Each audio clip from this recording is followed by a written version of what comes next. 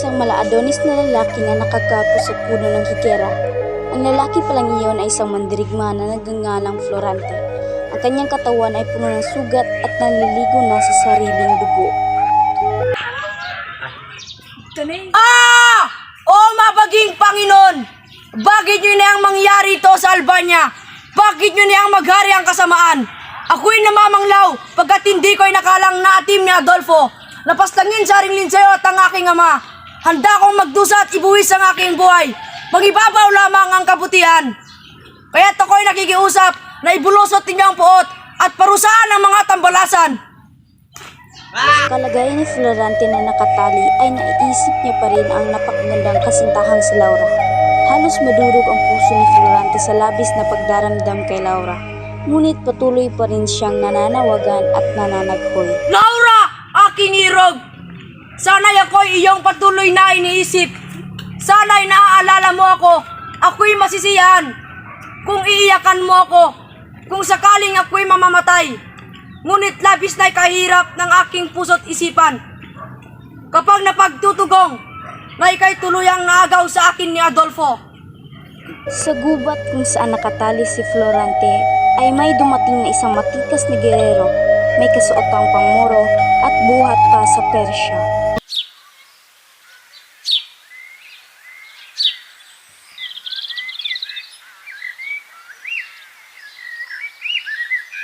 Habang nagmumuni-muni ang gererong Moro, ay may narinig siyang panaghoy. Bakit sa dinami-rami ng mga lalaki maaring umagaw sa aking sinta ay ang aking ama pa?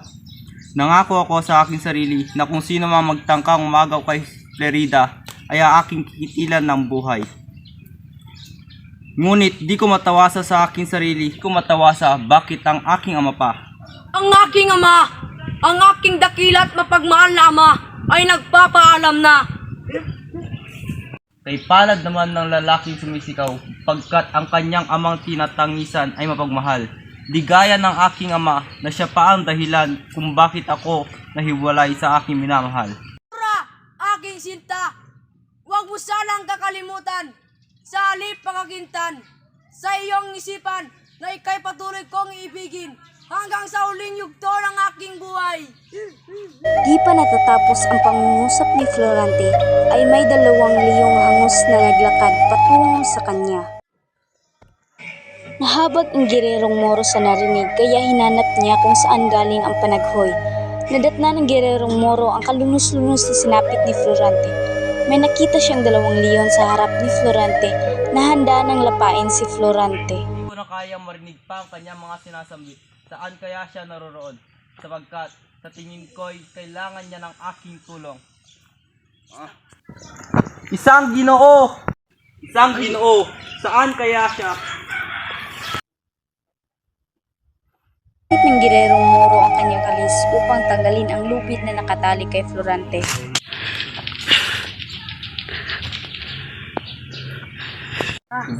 Laura! Laura! Laura? Paumanhin, Ginoo, ngunit di ko batid ang iyong tinuturan. Di ko matiis na ikay di tulungan, pagkat magkaiba man tayo ng pananampalataya, nakaukit na sa aking puso at isipan ang pagdamay sa kapwa. Hindi ko nga naisin ang magkitlan ng buhay dahil sa laki ng hirap ng aking dinanas. Paumanhin muli, Ginoo, ngunit ako'y nalalabuhan sa iyong sinasambit. Kung nais mo mang mag-isa, ito'y aking tatanggapin at pagbibigyan ka sa iyong hiling. Laura! Ipinagpahinga ng gererong Moro si Florante upang mabalik ang lakas nito. Ginoo, Ginoo, mas mabuting tumungo tayo sa mas matiwasay na ibay nang sa ganoy, mas maging panatag ang iyong kalooban. Sa tingin ko ay tama ang iyong suggestion.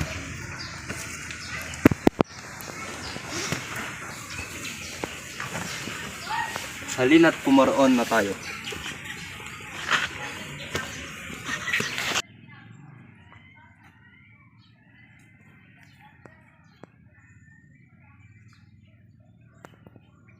Ginoo, ito ang tinapay, kainin mo upang malumbalik ang iyong lakas. Salamat.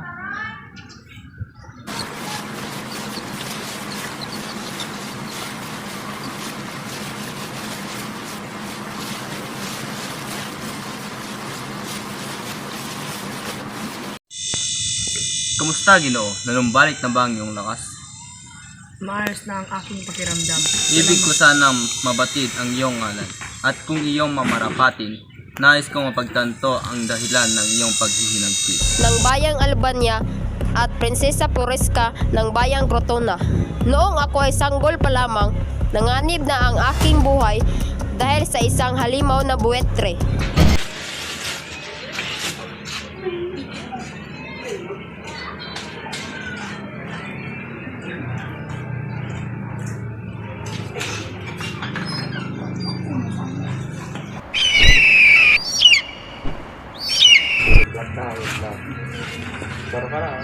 Salamat sa iyo, Menalipo. Kung hindi dahil sa iyo, marahil wala na sa aking piling ang aking mahal na anak. Walang alaman ng mahal kong prinsesa. Kahit si Duman ay tiyak, madumi na ang ginawa ko. Kung iligtas nilang sa isang sanggol na wala pang unang. Salamat muli, Menalipo. Hoy, tutungo ng mahal kong prinsesa. Ay dami pang mong gawain. Ang aking katapusin.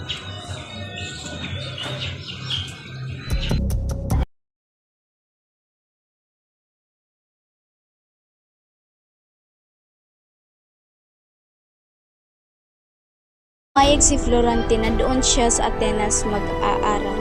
Nga pala si Florante. Kinagagalak ko kami. Kinagagalak ko kayong magkilala.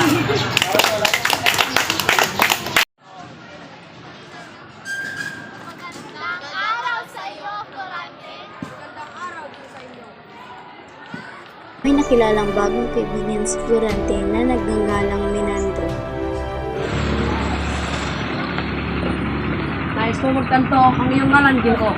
At kung iyong marapatin ay ibig kitang maging kaibigan. Oo, Seminado. Asahan mo magiging matalik mo ako katodo. Ang pagsasadula ni Adolfo ay naging makatotohanan.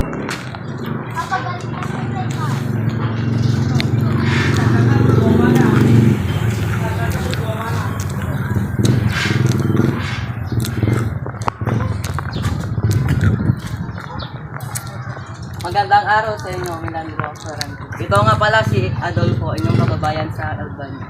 Sige na nagalak kitang magkilala doon. Ako rin naman nagagalak sa'yo pagdating ko rin.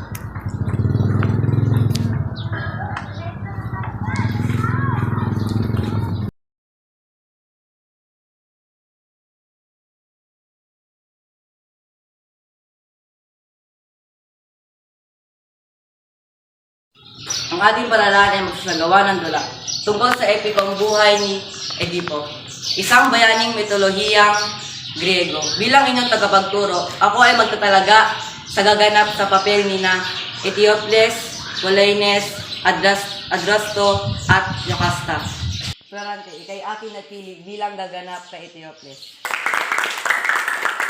Fernando, bilang Jocasta. Adolfo, bilang Polines.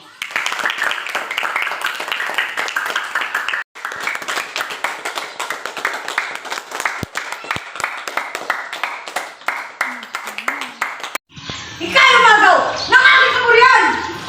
Dapat kang matay! Isa kang palmarado, Adolfo! Tawan niyo ko! Anong ibig iparating ito, Adolfo? Bakit mo tinagtangkang patayin si Florante? Yan ay iyong pinamala ay isang gawain ng huwad. Adolfo, isang huwad. Taksil, hindi ko lubos maisip na ang sarili kong kababayan ang maaaring magudyat upang ako'y mapahamak. Kapurian ko iyong inagaw. Ang isang katulad mo ay dapat itilan ng buhay. Saan mo, Adolfo? Kapurian mo at katanyagan ay hindi ko inagaw. Isang katulad mo ay walang lugar at espasyo dito sa Atenas. Mabuti pa't bumalik ka na sa Albania, Adolfo. Salamat, kaibigang Menandro. Hindi ko batid kung paano kita magagantihan sa ginawa mong pagligtas sa aking buhay. Sa kamay ng isang tambalasang si Adolfo. Kung hindi dahil sa iyo, ay marahil na sana ako ay nakahimlay na bangkay. Walang anuman yun, kaibigang Florante. Malagay, nakatanda na sa iyong isipan ng bawat isa nila upang maging kaanib ang Panginoong may kapal. Ako'y naririto na talagang magligtas sa nakamdang kapamakan at iyong katuwang sa lahat ng bagay. Isang taon ang lumipas nang makatanggap ng sulat si Florante mula sa duking ama na namatay ang kanyang inang si Prinsesa Floresca. 2 buwan siyang nananangis dahil sa pagkawala ng kanyang ina hanggang sa dumating ang ikalawang liham mula sa duking ama at ipinasundo na siya upang bumalik sa Albania.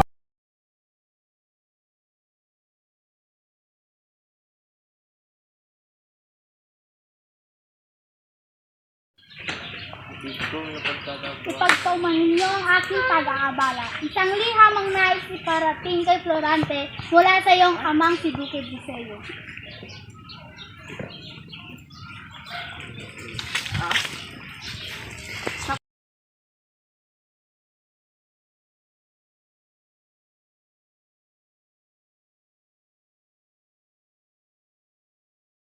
Mahal kong ina, ang aking ina ay nagpapaalam na, O mahabaging Panginoon, ibalik niyo sa akin ang pagtangkilit at pagmahal na ina.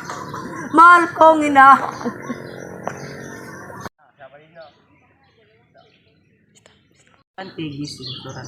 Kaibigan, gumising ka. Naasan ang aking ina?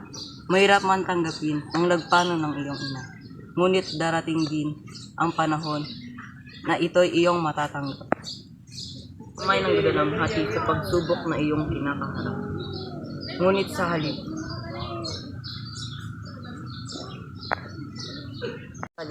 na pangibabawin ang kalungkutan, isipin mo ang tunay ang kaligtan ng buhay at pag-asang naghihintay. Kaibigan, ako'y nakikisa rin at nalulungkot sa dinaranas mong pagsubok. Ngunit pagkakintahan sa iyong isipag na ako'y naririto lang at handang dumamay sa oras ng kasawian. Kaibigang Menandro at tagapagturong Antenor sa inyong pakikiraman. Alam si Florante na siya ay aalis na sa Atenas. Turong Antenor, ako'y lilisan na. Isang sulat muli ang aking natanggap na ako'y pinababalik na sa Albania. Salamat sa aral na iyong ibinahagi at sa ilang taon na ating pagkasama. Florante, sa iyong pagbalik sa Albania. At ang una si Adolfo, sapagkat tiyak ko maghiganti sa iyo. Magpapadala sa magiliw niyang pakikiharap sa iyo. Ibig kong maging matiwasay ang iyong pagbalik. Ang aking tagapagin ay maganda nang hindi nagpapalaga sa iyong pakisundin. Antenor, aming tagapagturo. Kung iyong mamarapatin, nais ko sanang samahan patungo sa Albania ang ating kaibigan si Florante.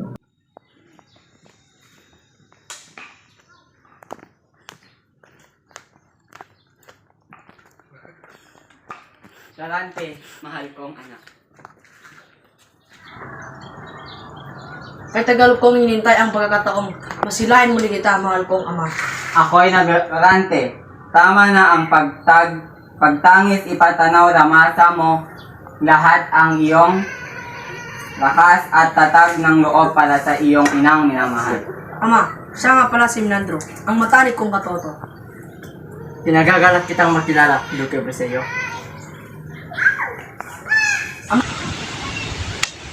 Duque Briseño, kariyan ng tulad galing sa Panginoon.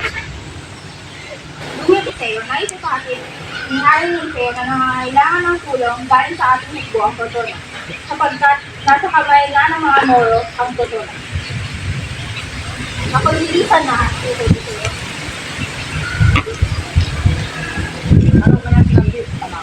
Ang sinambit niya ay ang hari ng Crotona ay humingi ng tulong sapagkat nakupkop ng kaaway na Moro ang Crotona sa pamamahala ng nakakakilabot na general na si Pasmali. Haring din sa iyo, narana si Duque Briseño. Magandang araw, Duque Briseño. Batid kong alam mo kung bakit ka rito sa palasyo. Ang Crotona ay nangangailangan ng ating tulong. Batid ko iyong haring Linceo. Siya ang bugtong anak na kalilisan lamang sa Ang iyas na ito ay katulad ng isang gunning gero na aking ninanais sa aking hukbo. Kung sa gayon, ikaw na ang aking tinatalaga bilang general ng aking hukbo. Aking ama! Magandang araw din sa iyo, Laura. Laura, aking anak. Kami muna ay mag-uusap ni Duque Briseño. Maiwan na muna namin.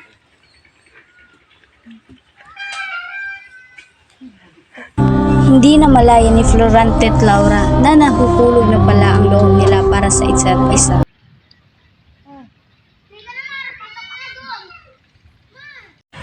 Ba't ang lalim ng iyong iniisip, Florante? Wala yun. Laura, sumaging mga matanda ng isipan. Kahit ako'y napaisip ng tuluyan. Nagpaalam si Florante kay Laura dahil 3 araw na lang ay aalis na siya. Aking harapan. Huli ang napakagandang dilag. Ako ba'y nananaginip?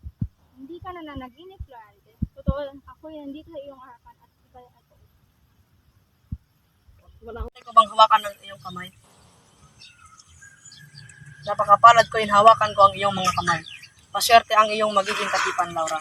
Sa aking pagkakaalam, ngayon ang iyong paglisan sa... Pagkatapos ng 3 araw ay nakidigma na ang hukbo ni Florante sa hukbo ni General Guzmali. Aking Panginoon, isang kalubos-lubos na pangyayari. Ngunit hindi ko kayang hindi magpatuloy. Sugod!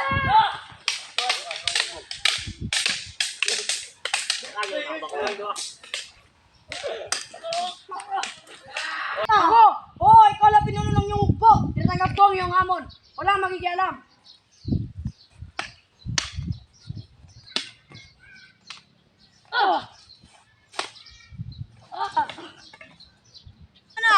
Huwag mo lang pilitin ang sarili mo. Huwag mo pangayaan na ikay tuluyan kong patayin. Di naman nanaisin ng iyong hukbo na ang kanilang pinuno ay naliligo na sa kanyang sariling dugo. Isinilang upang maging isang tagapagtanggol at tagapagligtas na walang sinusindakan at hindi nagpapakabala sa salitang pagsubok. Naguli sila Florante sa pakikidigma. Mamatay ka na!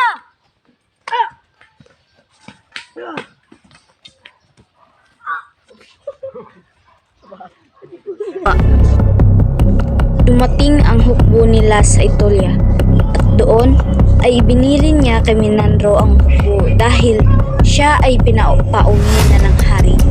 Mag-isa siyang naglakbay pauwi. Sa kanyang paglalakbay ay may 2 kawal na humuli sa kanya. Dinggin niyo ang aking sasambitin. Aking napagtanto ang adikain ng ating hari. Iyon ay ang ibig niyang matamasa, laman na magdurusa at mamatay ang kanyang sinasakupan. Nakakagilalas ang sinambit nito ang ating hari. Kaya't sambit ko sa inyo. Ibig ba ninyo itong matamasa? Yan ay katangisip lamang at walang katuturan, Adolfo. Gusto niyo ba siyang hatulan ng kamatayan? Oh!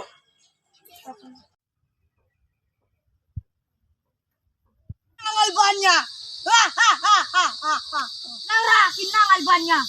Gusto kitang maging katipan. Mas pipiliin ko pang mamatay at maligo sa aking dugo kaysa ikaw ay maging katipan.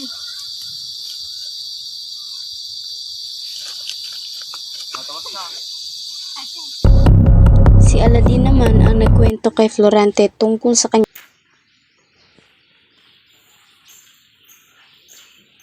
Aladin, anong pangyayari ang aking natatap? O manhin, ama, ngunit ako'y nalalabuhan sa iyong sinasambit. Huwag ka na magkaila pa. Iniwan mo ang hukbo mo sa Albania at tinayaan mo ito'y makuha muli ni Florante. Ama, ang iyong tinuturan ay isang huwad.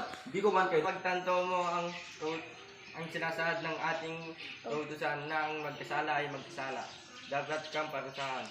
aking ama. Malakas ang aking sabantahan na ito'y iyong pakanalangan upang agawin sa akin ang aking sintang si Florida. Ngayon, ninatulan kita ng kamatayan. Mga kawal, siya'y pugutan ng ulo.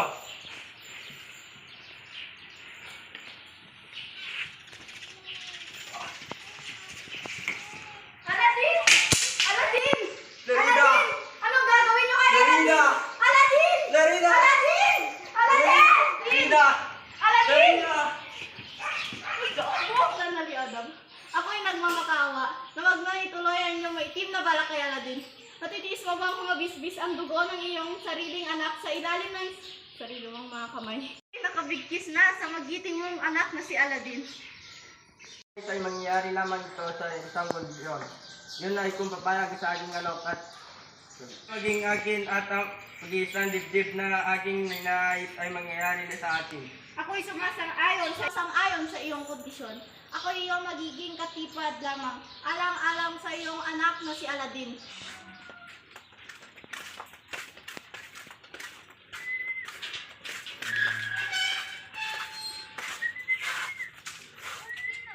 Kumusta, Aladin? Ama, ako'y humihingi ng tawad. Huwag mo lamang ako'y kitilan ng buhay. Handa akong lisanin ng aking sinta. Alang-alang sa iyo, Ama. Tanggap ang iyong kapatawaran. Nais kong mabatid mo bago ang iyong paglisan na nakatakda na ang paglisan dibdib kay Florida. Pakawalan mo na siya. Makas ang kabiyak ni Sultan Ali Agha. Ha? Totoo ba yan? Ay, sambulat mo'y dapat makitila ng buhay.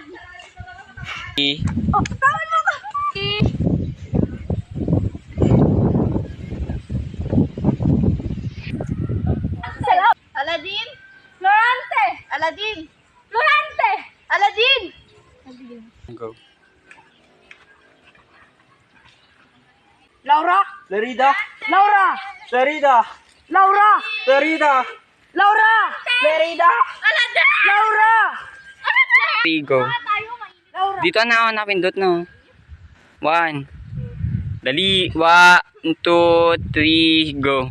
Laura! Go. Laura! Florante! Laura!